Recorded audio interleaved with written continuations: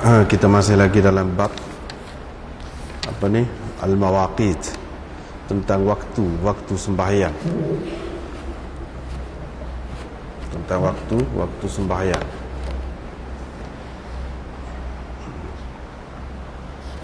Hadis yang pertama daripada Ibnu Abbas, itu tentang Jibril telah menjadi imam kepada Nabi SAW 2 kali dekat Baitullah.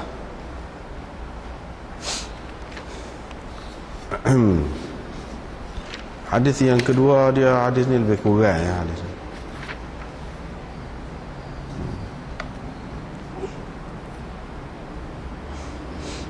Kita tengok hadis yang kedua pula. Riwayat daripada Ibnu Syihab, beliau menceritakan kepada Usamah bin Zaid Al-Laythi bahawa Umar bin Abdul Aziz pernah duduk di atas mimbar, maka beliau mentakhirkan sedikit sembahyang asar. Langsung Urwah bin Az-Zubair berkata kepadanya, "Ketahuilah, sesungguhnya Jibril alaihissalam telah memberitahu kepada Muhammad sallallahu alaihi wasallam tentang waktu sembahyang." Faqala lahu Umar bin Abdul Aziz pun berkata kepadanya, "I'lam ma taqul." Ketahuilah apa yang engkau ucapkan, apa yang engkau katakan itu. Satu lagi maknanya, fahamilah betul-betul apa yang engkau cakapkan itu. Itu kalau kita baca i'lam. Baru ni kita sudah terjemah dah. Satu lagi kita baca dengan a'lim, yani amar kepada rubai, a'lama yu'limu, a'lim, mana beritahulah apa yang engkau cakapkan, apa yang engkau katakan itu. Itu yang kedua. Yang ketiga, a'lamu, yani sirah mutakallim, saya tahu apa yang engkau katakan itu. Faqala lahu Urwah pun berkata kepadanya, "Sami'tu Bashir bin Abi Mas'ud."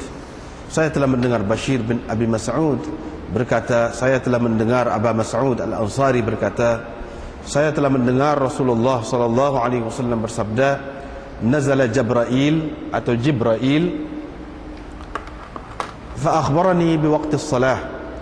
Maka beliau menceritakan kepadaku, memberitahu kepadaku tentang waktu sembahyang. Fa sallaitu ma'ahu. Saya bersembahyang bersama baginda. Saya bersembahyang bersamanya, yakni bersama Jibril. Thumma sallaitu ma'ahu. Kemudian bersembahyang bersamanya. Kemudian bersembahyang bersamanya. Kemudian bersembahyang bersamanya. Kemudian bersembahyang bersamanya. Dia mengira dengan jari-jarinya 5 sembahyang. Fara'aitu Rasulullah sallallahu alaihi wasallam. Saya tengok Rasulullah sallallahu alaihi wasallam, ini kata perawi, yakni Abu Mas'ud. Saya tengok Rasulullah sallallahu alaihi wasallam bersembahyang zuhur ketika matahari telah tergelincir. Wa rubbama akharaha hina yashtaddu al-har. Kadang-kadang baginda mentakhirkannya, yakni melewatkan sembahyang zuhur pada waktu ataupun pada ketika panas kuat.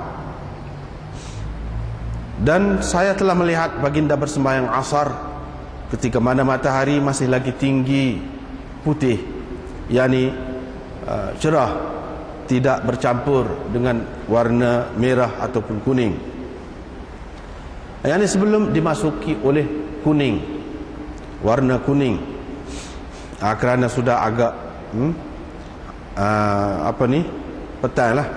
Fayansarifur rajul, selepas selesai bersembahyang, seseorang boleh pergi ke Dzul Hulaifah, yakni boleh sampai ke Dzul Hulaifah sebelum jatuh matahari atau terbenam matahari. Wa yusallil maghrib, dan baginda bersembahyang maghrib hina tasqutu syams, ketika matahari telah jatuh, ketika matahari jatuh ataupun terbenam, dan bersembahyang isya ketika telah gelap ufuk. Kadang-kadang baginda mentakhirkannya, yakni sembahyang isya, hatta yajtami'an nas, sampai orang berkumpul. Dan bersembahyang subuh pada satu kali bighalas, pada waktu ghalas, thumma shalla marratan ukhra, kemudian pada kali yang lain bersembahyang subuh pula, fa asfara biha, dikerjakan baginda sembahyang subuh itu pada waktu cerah tanah, pada waktu telah cerah tanah, itu mana waktu isfar. Thumma kanat salatuhu ba'da dhalika at-taghlis, setelah itu sembahyang baginda ialah pada waktu ghalas, yakni di awal waktu subuh, hatta mata, sampai baginda wafat. Walam ya'ud ila an yusfira, dan tidak lagi baginda mengerjakannya pada waktu isfar, yakni pada waktu cerah tanah. Abu Dawud berkata, hadis ini telah diriwayatkan dari Zuhri oleh Ma'mar, Malik Ibnu Uyainah, Syu'aib bin Abi Hamzah, Laith bin Sa'ad, dan selain mereka. Tetapi mereka tidak ada menyebutkan waktu Nabi SAW bersembahyang itu, dan mereka tidak mentafsirkannya. Demikian juga hadis ini telah diriwayatkan oleh Hisham bin Urwah dan Habib bin Abi Marzuq dari Urwah, sama seperti riwayat Ma'mar. Sama seperti riwayat Ma'mar ini.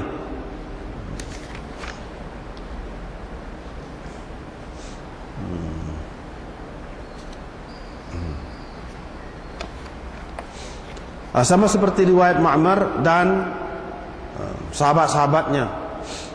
Cuma Habib tidak ada menyebutkan Bashir, yakni dalam isnadnya. Abu Daud berkata, Wahab bin Kaisan telah meriwayatkan dari Jabir dari Nabi SAW tentang waktu maghrib. Qala, dia berkata dalam riwayatnya, kemudian ja'ahu lil maghrib, kemudian Jibril datang kepada baginda untuk bersembahyang maghrib ketika matahari telah terbenam, yakni pada keesokan harinya, pada waktu yang sama, yakni dengan hari sebelumnya. Qala Abu Dawud berkata, demikian juga telah diriwayatkan dari Abi Hurairah dari Nabi SAW, sabda baginda, kemudian Jibril bersembahyang maghrib denganku, yakni pada keesokan harinya, pada waktu yang sama, yakni dengan hari sebelumnya. Demikian juga telah diriwayatkan dari Abdullah bin Amr bin Al-As dari hadis Hasan bin Atiyah dari Amr bin Shu'aib dari ayahnya, dari datuknya, dari Nabi SAW. Ini lagi berkenaan dengan waktu sembahyang.